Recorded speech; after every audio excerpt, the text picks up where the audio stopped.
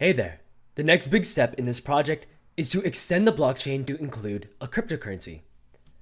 As we do this, we're going to write the code for a few new engineering concepts. The first huge new one is digital wallets. This is closely connected to the concept of public keys and private keys for cryptography, as well as transaction objects. Now, we actually shortly discussed wallets in the introduction, but let's get a more big picture overview of how all three of these concepts work in order to power a cryptocurrency, since we're going to be building them right now. First up, what is a digital wallet?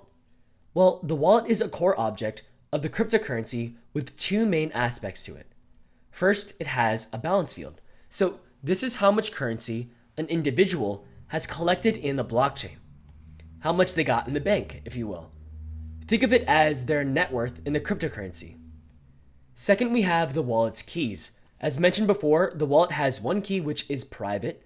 Only the wallet owner can access that. And second, there's the public key, which the wallet stores as well. But everyone on the cryptocurrency network can see that value. The pair of these two keys are vital, the private and the public key, as they serve crucial purposes. First, the private key allows the individual to generate unique digital signatures. For every exchange of currency they want to create, they must sign the exchange to make the transaction official. And then on top of that, the public key of a wallet allows other individuals in the blockchain network to then verify those digital signatures.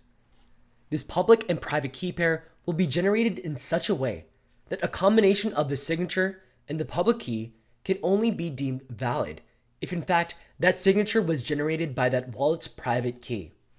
In a couple slides, we'll look at this verification process in more detail. But now let's get to the final component of the wallet, which is its public address. And the address is identical to that wallet's public key. With a wallet's address, other individuals can send currency to that wallet. Alright, cool. That covers the concept of wallets, as well as keys. Now let's discuss transactions. The concept of exchanging currency is represented through objects called transactions. Transactions are again these objects that capture the information behind the exchange of currency between two individuals in the cryptocurrency. They have two primary aspects to them. First, there's the input, which provides details about the original sender. It includes the timestamp, the balance of the sender, as well as the signature of that sender for the transaction, and his or her public key. Second, the transaction consists of output objects. These output objects have an amount field and an address field. The amount represents how much currency the sender wants to send to that address during the transaction. Interestingly, the sender also creates an output that sends currency to themselves. Why? Well, it specifies how much currency the sender should have after the transaction is complete. It's calculated by taking the sender's current balance and subtracting the amount of currency he or she is sending away with the other outputs. Basically, it's a remaining balance output. Cool. Now, how do these transaction objects relate to the blockchain? Blocks in the chain will contain one or more of these transaction objects. Therefore, every individual through their wallet can calculate their balance by looking at the history of transactions in the blockchain. We'll go into that in greater detail when it comes to implementing the calculate balance part in code. But the essential idea is that the balance for a wallet is the output of their most recent transaction, plus all the currency sent to them through all subsequent transactions after that. So, for example, say we were calculating the balance of 0xFU1, this wallet. We look at its most recent transaction, as well as any outputs in that block and thereafter, and that is how we calculate the overall balance. Finally, let's return back to the subject of digital signatures as promised.